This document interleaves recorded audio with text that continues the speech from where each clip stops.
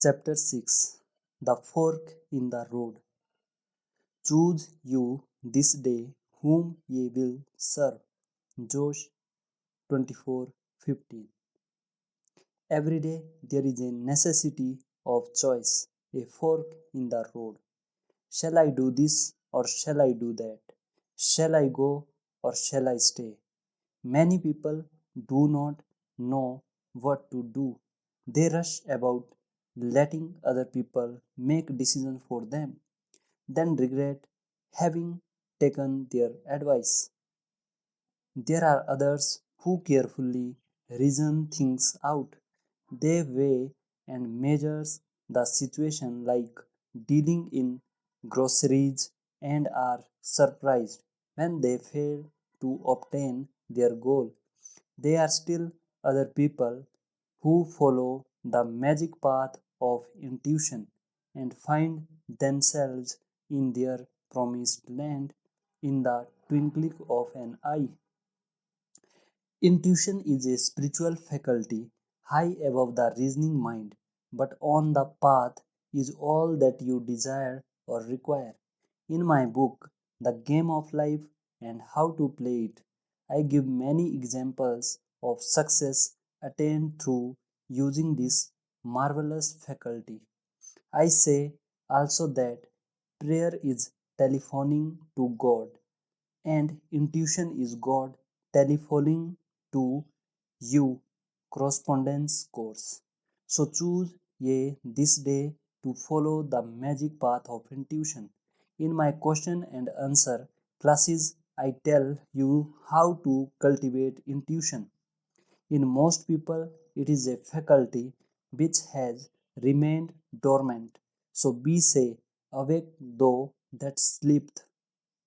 Wake you to your leads and hunches.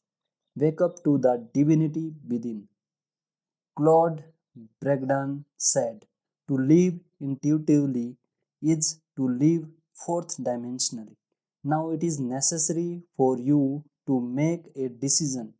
You face a fork in the road.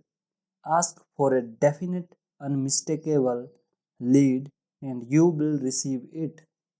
We find many events to interpret metaphysically in the book of Joshua.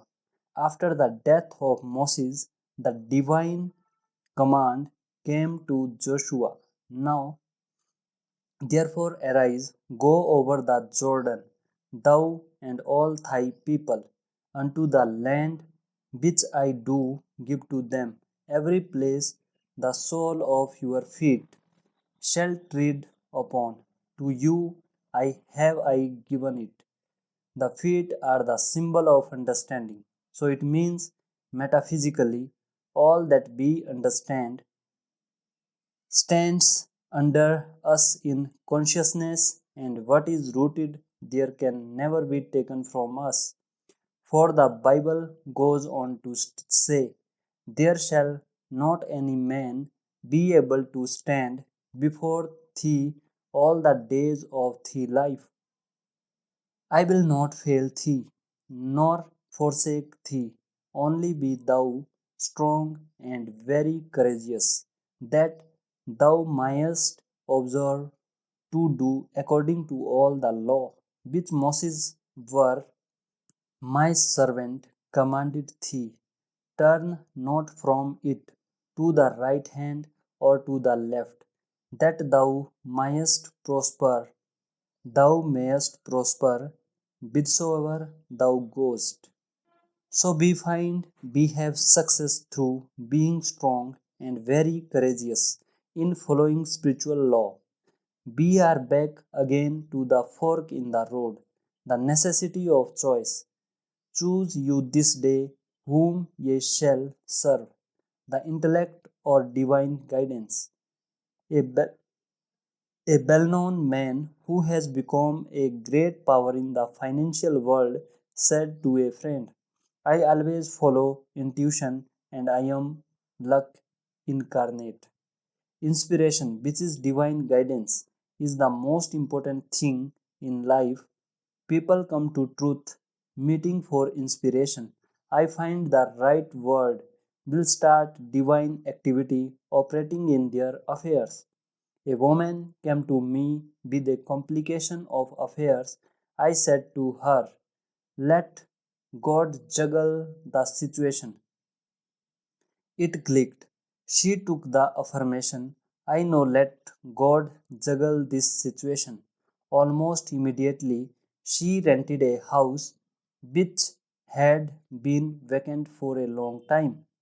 Let God juggle every situation, for when you try to juggle the situation, you drop all the balls. In my question and answer classes, I would be asked, how do you let God juggle a situation?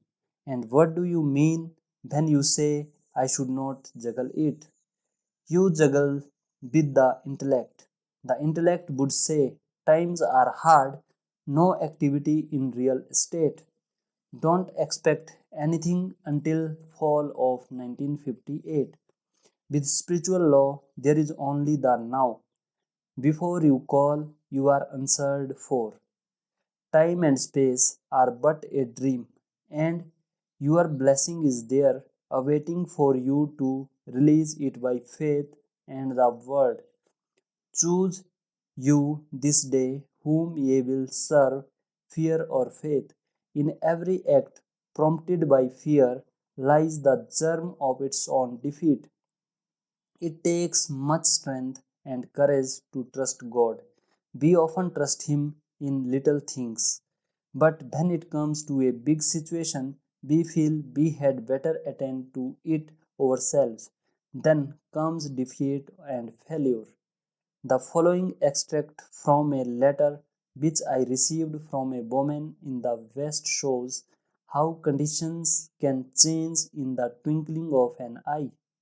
I have had the pleasure of reading your wonderful book, The Game of Life and How to Play It.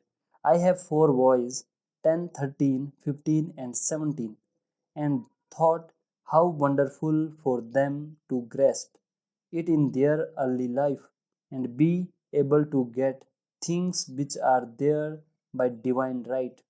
The lady who let me read her copy gave me other things to read, but it seemed when I picked this book up, it was magnetic and I could not let go of it. After reading it, I realized I was trying to live divinely but did not understand the law, or I would have been much further advanced. At first, I thought it quite hard to find a place in the business world after so many years of being a mother, but I got this statement: God makes a way where there is no way, and He did that very thing for me. I am grateful for my position and smile when people say, how do you do it? Manage four growing boys, a home after all the times you have been hospitalized, with such major operations and none of your relatives near you. I have that statement in my book, God makes a way where there is no way. God made a way for her in business when all her friends said it could not be done. The average person will tell you almost anything cannot be done. I had an example of this the other day. In a shop, I found a delightful little silver dropletter which would make just one cup of anything. I showed it to some of friends with enthusiasm, thinking it so very cute, and one said it will never work. The other said if it belonged to me, I had throw it away. I stood up for the little tripod. I stood up for the little tripolator and said I knew it would work, which it did. My friends were simply typical of the average person who says it cannot be done. All big ideas meet with opposition. Do not let other people rock your boat. Follow the path of wisdom. and understanding, and turn not from it to the right hand or to the left, that thou mightst prosper whithersoever thou goest. In the 13th verse of the 24th chapter of Joshua, we read a remarkable statement: And I have given you a land for which ye did not labor, and cities which ye built not, and ye dwell in them of the vineyards and olive yard which ye planted not, do ye eat. This shows that man cannot earn anything. His blessing come as gifts, gifts lest any man shall boast. With the realization of wealth, we receive the gift of wealth.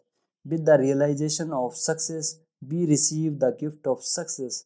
For success and abundance are states of mind. For it is the Lord our God. He it is that brought us up and our fathers out of the land of Egypt, out of the house of bondage. The land of Egypt stand for darkness, the house of bondage where man is a slave to his doubts and fears and beliefs, in lack and limitation, the result of having followed the wrong fork in the road. Misfortune is due to failure to stick to the things which Spirit has revealed through intuition. All big things have been accomplished by men who stuck for their big ideas. Henry Ford was past middle age when the idea of the Ford car came to him. He had great difficulty in raising the money. His friends, though it was a crazy idea, his father said to him tearfully, Henry, why do you give up a good $25 a week job in order to chase a crazy idea? But no one could rock Henry Ford's boat. So, in order to come out of the land of Egypt, out of the land of bondage, we must make the right decisions. Follow the right fork in the road. Only be thou strong and very courageous, that thou mayest observe to do according to the law which Moses my servant commanded thee. Turn not from it to the right hand nor to the left, that thou mayest prosper whithersoever thou goest. So, as we reach the fork in the road today, let us fearlessly follow the voice of intuition. The Bible calls it the still small voice. There came a voice behind me, saying, This is the way, walk ye in it.